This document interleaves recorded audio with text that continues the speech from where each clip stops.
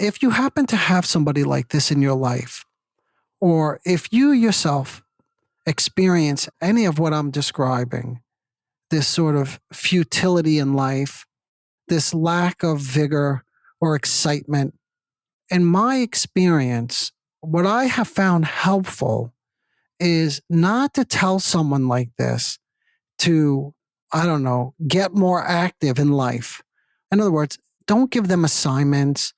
Don't tell them to take on a hobby. Don't tell them to start dating. And these are all things that you may have heard if you've ever been in this sort of state of mind, or that you feel like you do yourself because you don't know what else to do if you have somebody like this in your life. And you think that it's going to be helpful to revivify them, right? To bring them to life, to encourage them to do things, to educate them on how valuable it is, to join the gym. But in my experience, this is not helpful. Instead, what I have found to be far more valuable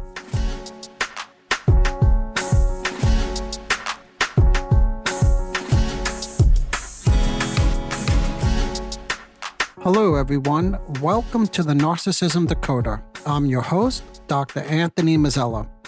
In prior episodes, I've delved into different causes and different types of depression.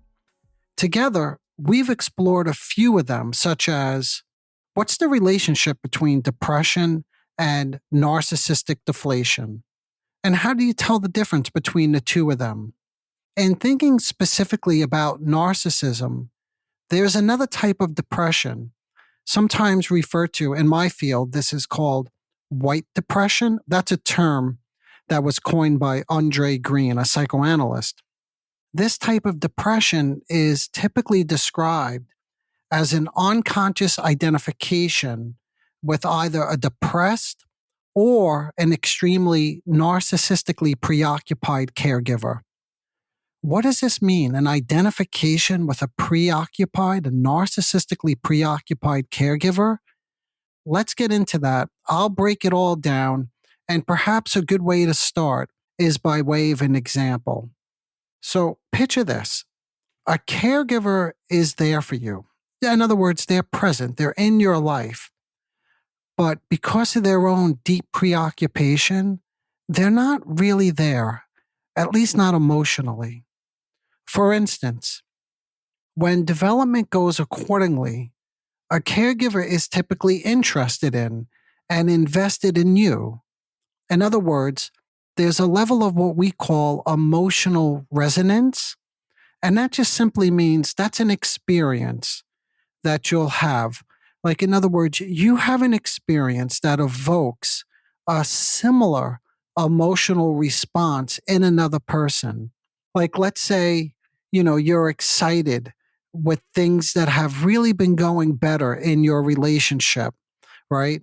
And I don't know, let's just say you tell this to your husband or your boyfriend, and the sort of response you get is, yeah, things have been going fine.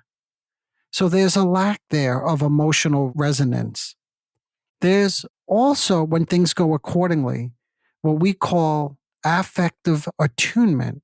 In other words, you feel that someone that's important to you, that they hear you, they tune in, they think, they respond to, and they validate your thoughts, your feelings, and your behaviors. When growing up with a narcissistically preoccupied or depressed caregiver, this emotional resonance and affective attunement goes missing. And therefore, what gets internalized, which just basically means what gets taken into your own emotional psyche, is what? It's a caregiver who lacks vitality and interest and denies the existence of all affectively alive experiences and relations. In other words, if you think about that situation where you're excited that the relationship is going so much better, you share it with your partner, and he's like, yeah, it's fine. You see, things there are not affectively alive. And in essence, what happens is this over time develops, for the developing child into a deep identification with an emotionally detached caregiver, which then subsequently defines your experience in life. You see, because when you make these early identifications, they don't go away so easily. You carry them around with you. Take, for example, a young man, right? He carries around with him a deep sense of meaninglessness. He fails to thrive in relationships, work, and life. When I explore his feelings about why he's not gainfully employed, for instance, I hear how he's dominated by feelings of futility. What's the point of working? That's what he says, right? And he tries to convince me that he derives absolutely no pleasure from whatever he does. Now, on another note, there is a unique aspect of this subtype of depression that I'm describing here, which is from the outside, things can sometimes appear as if they're going well. However, closer examination reveals how difficult it is for you or someone you may know to experience pleasure or remain emotionally connected or invested or excited about almost anything in life. In part, because of this profound inner void, emptiness, and emotional numbness, there's a tendency to withdraw, or described differently, like to float through life. Like one can just float through life. And that's why I said from the outside, it appears sometimes as if everything is okay. But again, there's no real conviction, no real connections.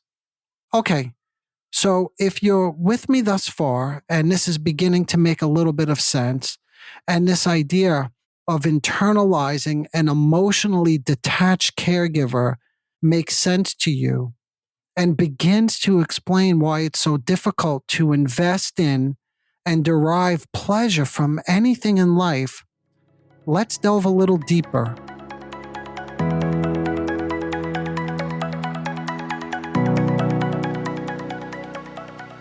Okay, now I would like to deepen our understanding of how lack of emotional resonance and affective attunement from caregivers influences your sense of meaning and worth.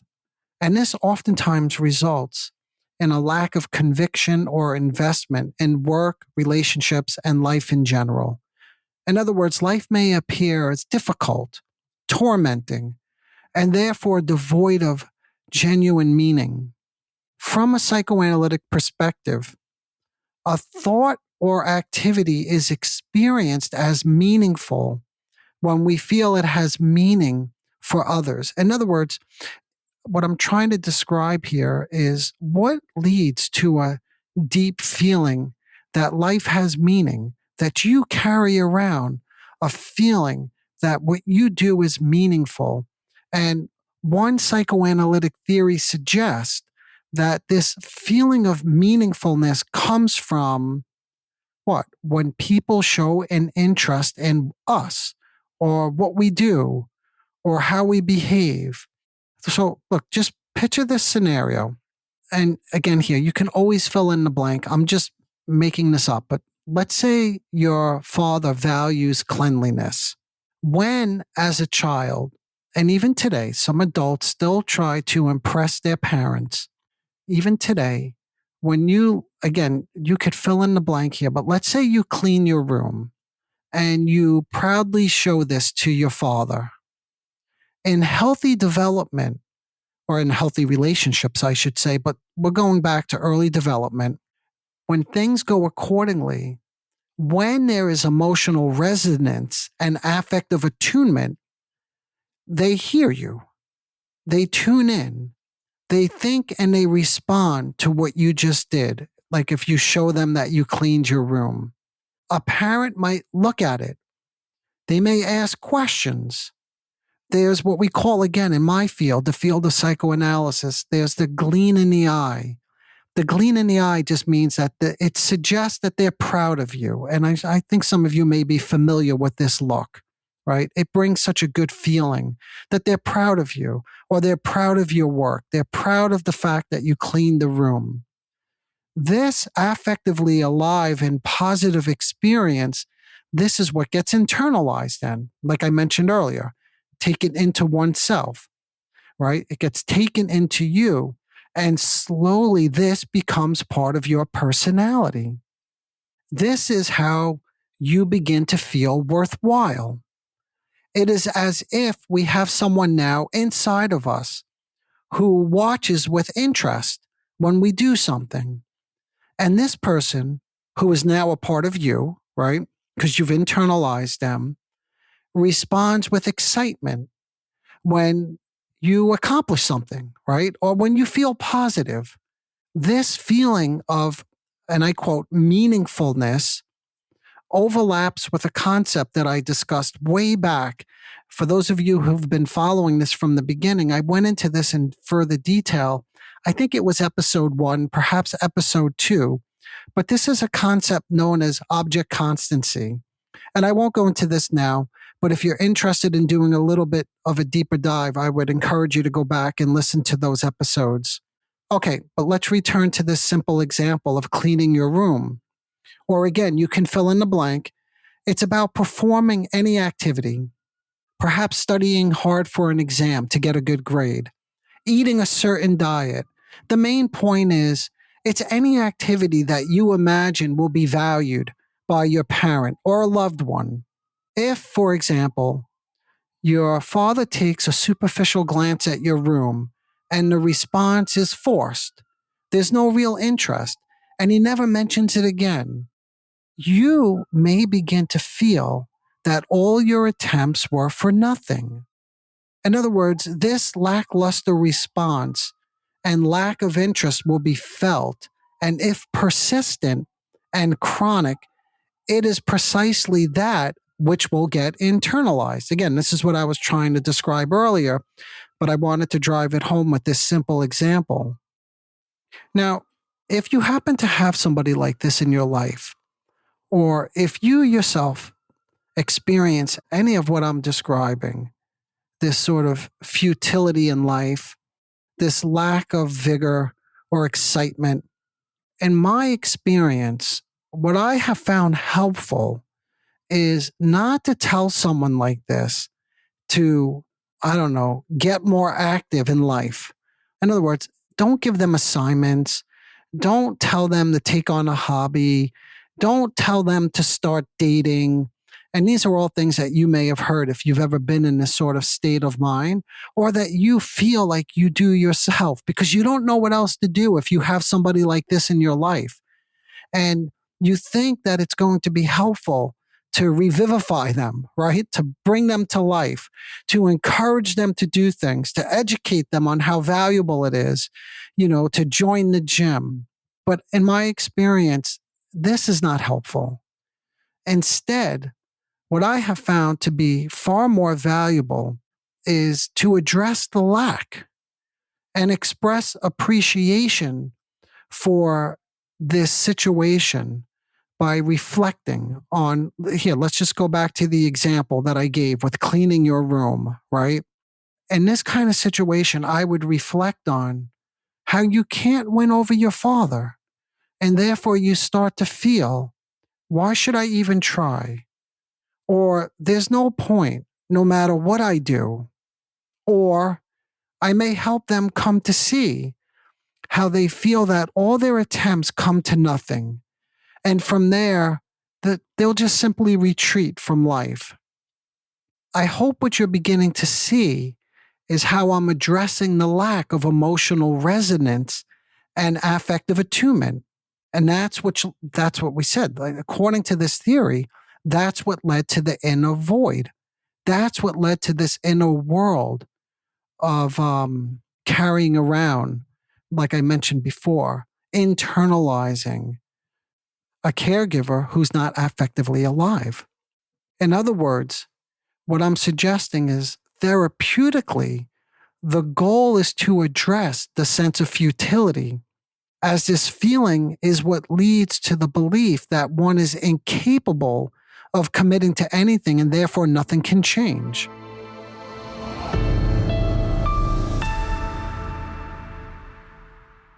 Okay, so I just mentioned and I started to describe what we could call the tools, right? Or the techniques that I have found helpful when treating someone who has a strong conviction that nothing matters and life is futile. I mentioned that initially, what is necessary, again, in my opinion, is an appreciation of the subjective experience that nothing matters and how they then retreat.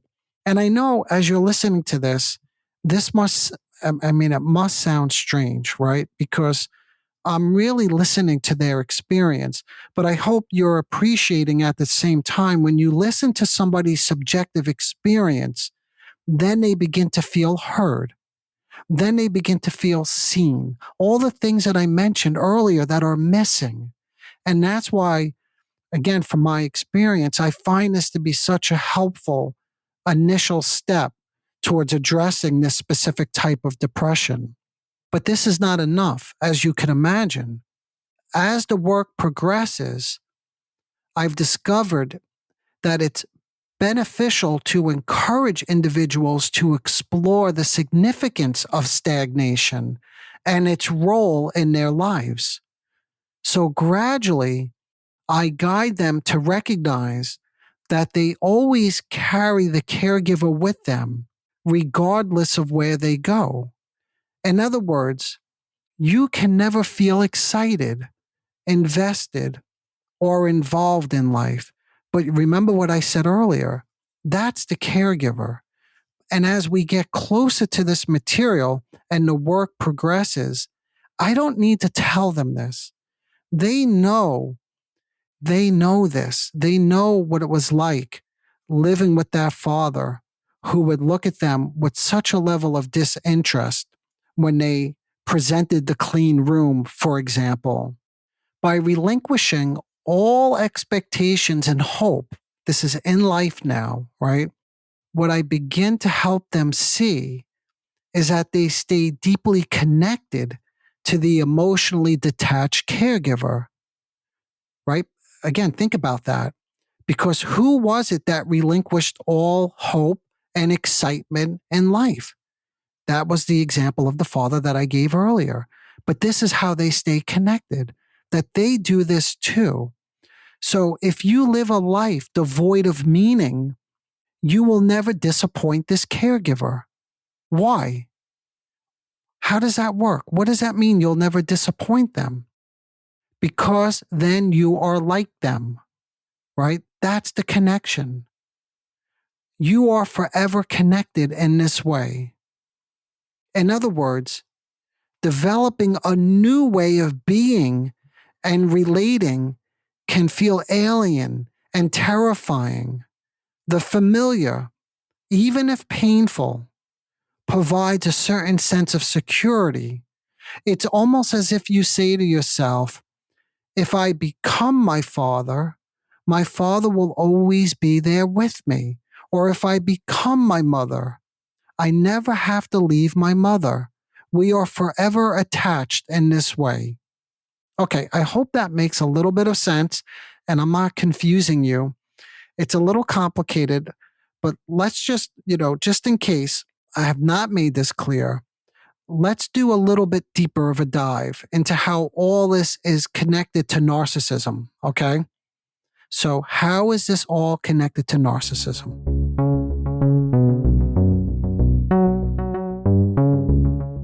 Exploration has revealed that underneath the surface of these futile feelings lies, amongst many other feelings, by the way, but in part, a profound sense of worthlessness.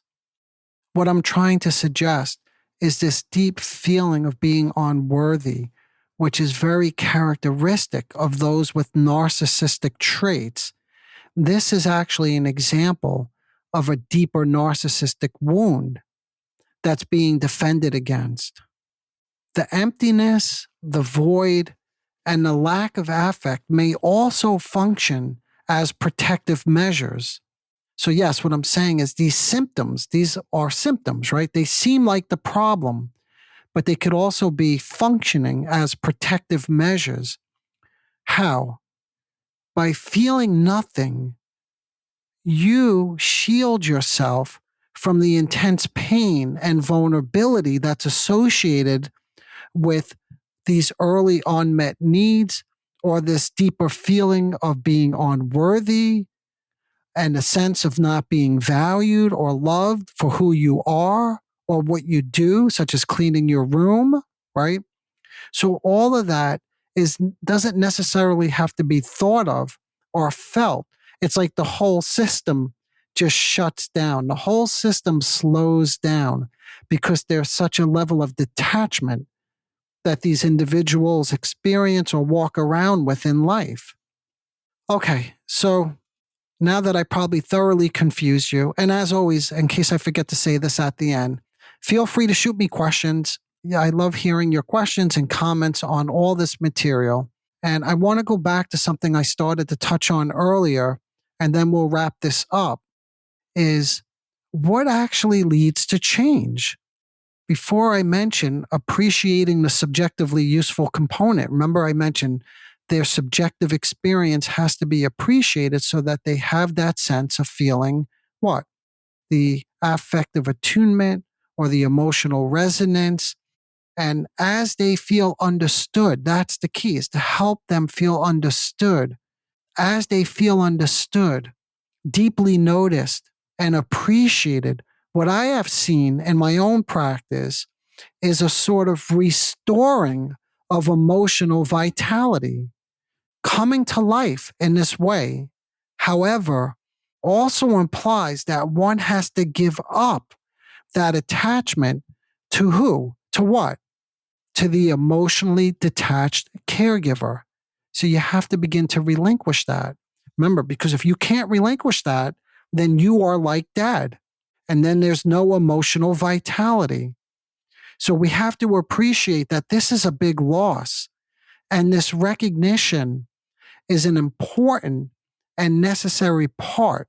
In other words, once they recognize that there's this loss, this is an important and necessary part of the mourning process, of a process where you are detaching from that internalized caregiver, living a life and separating from this internal representation of the caregiver brings about guilt. But that's an entirely different story that I think I'll have to save for a future episode because we have to really begin to wrap it up here.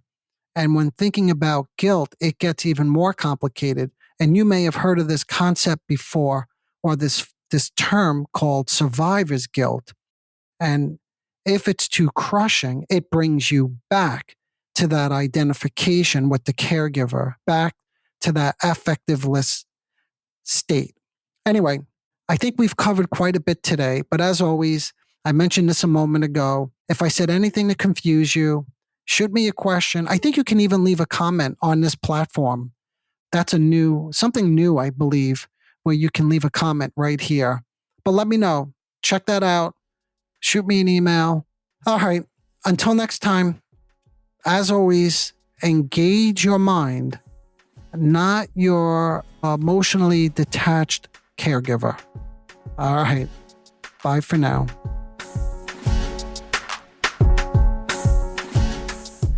Disclaimer alert. The Narcissism Decoder podcast is provided for general information purposes only. The content presented in this podcast is not intended to diagnose, treat, or cure any psychological condition related to narcissism. The content on this podcast should not be considered a substitute for professional medical advice, diagnosis, or treatment. For specific advice pertaining to narcissism or any other psychological condition, you could reach me directly. I am an experienced mental health practitioner who is always taking on new patients. If you would just like a consultation, I can do that too.